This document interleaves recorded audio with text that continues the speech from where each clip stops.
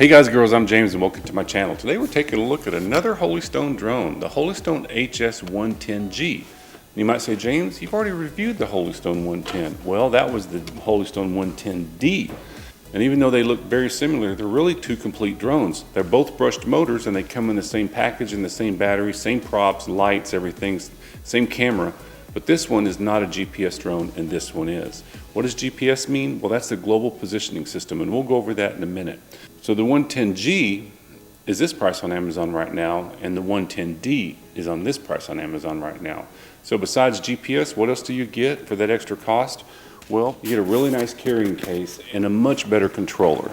So the 110D uses the old controller like on the HS210, and these kind of feel toy-like, whereas the controller on the 110G is very much professional because it has to have a better linking system to the drone for the GPS. You might say, James, I like the little foldable drones because I have to carry around this little bitty bag instead of this big old bag. Well, as a beginner, these arms can break off really easy when you crash it because they're flexible, where this is a much more solid frame that it flies on.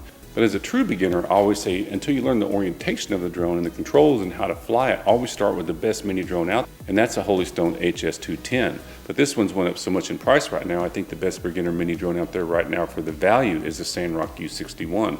This thing, they both can be flown indoors, and that's where you need to learn to fly before you go outdoors and start flying a drone.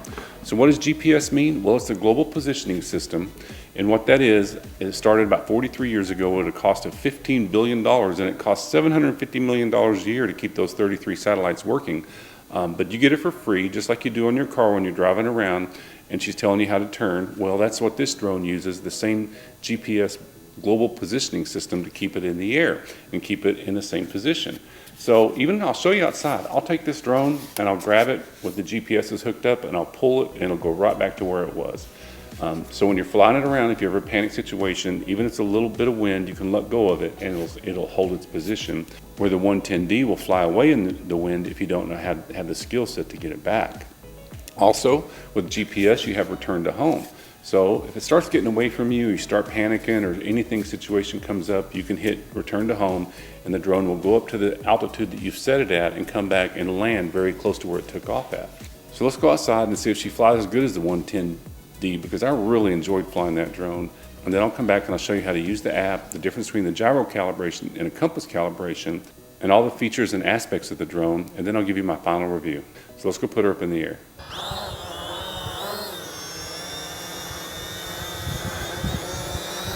Really windy out today.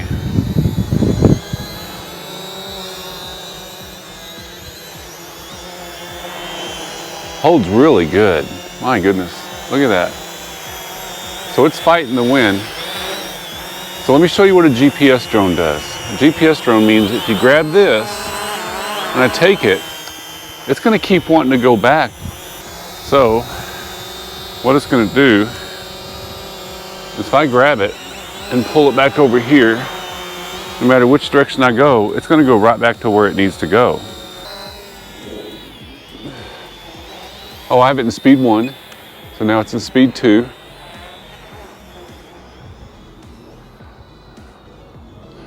Turn around. It's doing really good against the wind.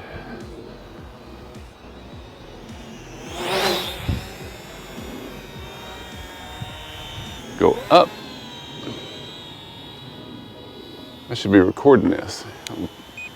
Now see, on the remote, it's telling me that it'll beep at you the whole time it's taking a video. All right, so here's what the video looks like from the camera on the drone. It's really shaky today because it's really windy. So if it's not windy, that'll be a lot smoother. So it's pretty good. I mean, it's 1080p, and actually this is only 720 because this is what it recorded to my phone. And here's the picture. Of course, the horizon's tilted where it's fighting the wind, but the color saturation on it's really pretty good. I definitely want to go straight to speed 2. See the wind? It's doing great. Man, the wind's really, you see the pond? It's really windy. Let's go up. You know what, it decelerates a lot faster than a lot of other drones. Turns really good. All right, let's test the yaw.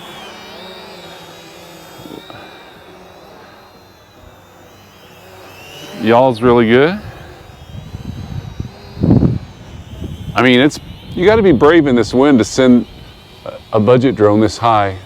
So one thing I want to point out is there's no latency in the controls. What I mean by that is some budget drones, when you push them left or right or up or down, there's like a second or two delay.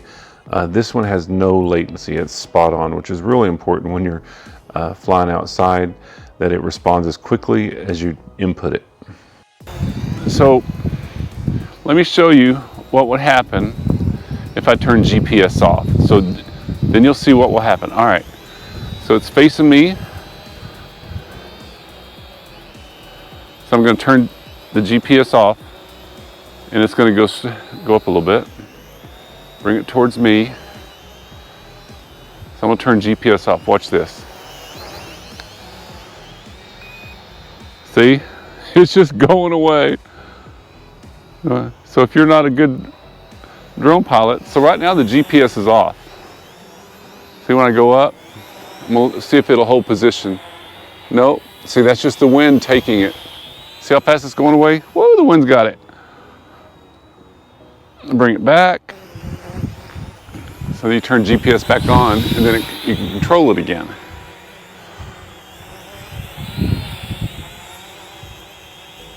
So it takes about an hour to charge the batteries, and you usually get about 12 minutes. But when you're fighting this wind like this, it's only going to get 8 or 9 minutes. This is what the app looks like. So it's 720 back to your phone. It's really good.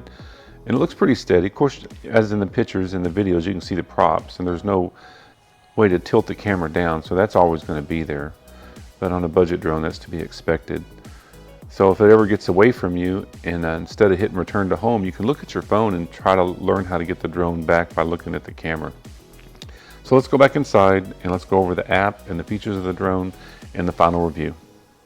All right, well, let's see what he weighs in at. He weighs in at 187 grams, which compared to the 110D is 157 grams. So how much is 188 grams? 188 grams is about the weight of a medium-sized banana. We got to give it to Holy Stone. This one comes with a really nice case. It's pretty big. It's got a nice pouch in here. You open it up, it comes with the drone, an extra set of legs, 2 batteries, the remote, an extra set of props, and a handy-dandy screwdriver to change out the props, and a nice instruction manual, and a charging cable for the batteries. And the batteries are, they are 1,000 milliwatt amp battery. So like I said, it does come with extra screws and the screwdriver, because on these props, if you look, this is how you change the props, by changing this little screw right here. And they are labeled A and B, so make sure you get the right ones on for the angle of attack, or it won't take off. And on the drone underneath, you can actually pop this camera off. I don't know why you'd want to. And here's where you charge the drone. It comes with a cable. You just put it in here, and then it'll stay red until the battery's charged. Here's where you turn on the drone. And then back here's where you put in your SD card.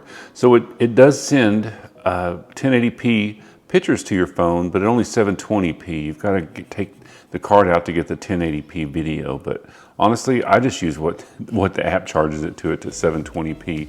There's not that much difference, because this takes good pictures, but your video, without having a multiple axis gimbal on it, it's going to be hard to take good video with it anyway.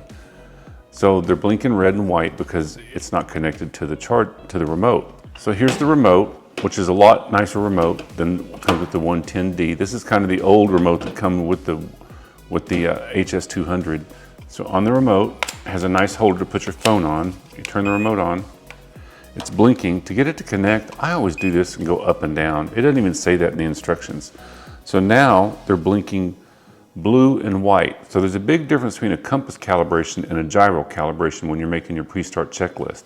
To do your compass calibrations, you push them up and in until they blink real fast like that and stop. And now you spin it until these are solid, and then you turn it up, and then you spin it until they're both solid. See how they're both solid now? Now the compass calibration is finished. So what you put it back down, but now it's telling you, then you got to push out and up. And they'll blink again.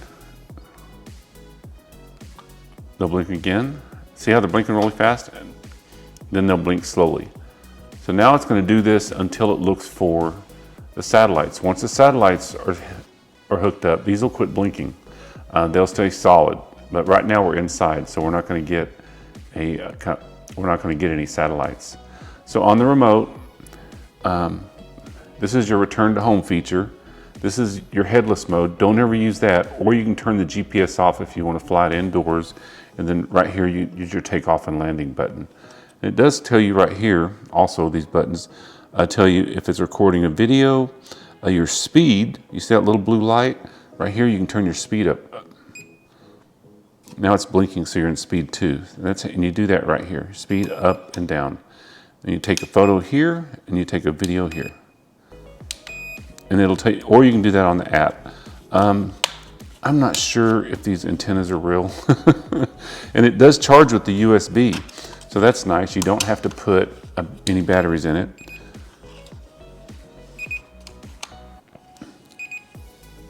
Oh, see, I'm recording a video now, so I need to stop.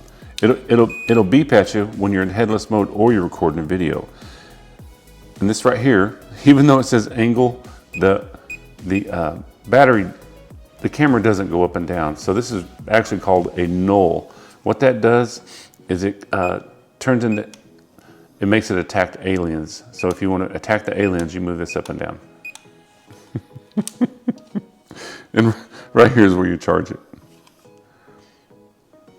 So now I'm going to use the app on my iPad, even though I'm going to use my phone to fly it. So you go to page 13, you see, it'll open up the App Store. It's the HS GPS V1. You download the app. This is a Wi-Fi drone. So you have to go back to your Wi-Fi. Be sure and do this on your pre-start checklist. You go to Wi-Fi, see Holy Stone FPV, you gotta hit that until the check mark comes on. Then go back to the app. Then once it's done, you can open up the app. Oh, you know what I didn't do? I'll tell you what, you know what I didn't do that I did on my phone too? See right here, this 110D, you gotta click 110G. I missed that last time too. So then go back to your controls. It says waiting for GPS signal. Then, now your camera comes on. Pretty good camera. You know, it's, like I said, it's really good for pictures. So you go to controls to open up all your controls. It still says waiting for GPS because we're inside. And you take a picture. You can hit the picture and it takes a picture and saves it to the gallery, or you can start a video. And when you start the video, it'll beep at you. So up here under settings, you see it's on beginner. If you want to keep it in beginner, you can, but it's gonna fly really slow because you're not gonna be able to put it in speed 2. So turn that off. And then you can set your flight distance here. So 400 meters, 120 meters, and then return altitude is real important because this needs to be higher than any obstacles that are around you. So if you set it at 60 meters, that means if there's any trees any higher than you and it returns to the GPS, it doesn't have obstacle avoidance and it's going to run into it. Then you hit save. Over here, if you open this up, this is a follow me, and it'll follow the GPS. Return to home, which worked really good, and then take off and landing, which didn't work very well. I just used the remote control. And then you can make those go away. And down here, it tells you your distance, your height, and your speed, and how much battery the remote has on it, and how much battery the quadcopter has on it. And when this gets down, these lights on here will turn red and they'll start blinking at you. And once it does that, you can't use the different features except for the return to home. Now to turn the GPS off again, if you're inside, you push this button. All right, so let's go back you saw how she flies, so now let's go in for the final review. Hey guys, thanks so much for watching my review of the Holy Stone 110G. So is it worth the extra money over the 110D? Well, that's up to you. You get a much better bag, a better controller, and GPS. So if you're flying both these outside and there's absolutely no wind and return to home to you isn't important, then this might be the drone for you. But with all those other added features as a beginner, it's really important to have GPS. Because so many people, they go out, they look on the internet, and they try to figure out what to buy. They spend thousands of dollars and they come home with something like this. And they think drones are stupid and they get rid of them. and they really miss out of all the fun they could have had with drones. So, are the little foldable ones nice? But I really like the sturdy body of this one, and I really like the way it flies. The return to home is really important. The main thing is having confidence that if you get in a panic situation, that you can just let go of your sticks and it's going to stay right in its position in light to moderate wind. So if you get this, let me know how you like it. Also, if there's other drones in this price point that you want me to review, be sure and let me know. And as always, if you got something out of this, please like and subscribe. Subscribers mean everything to me on this channel, and I'll see you in the next one.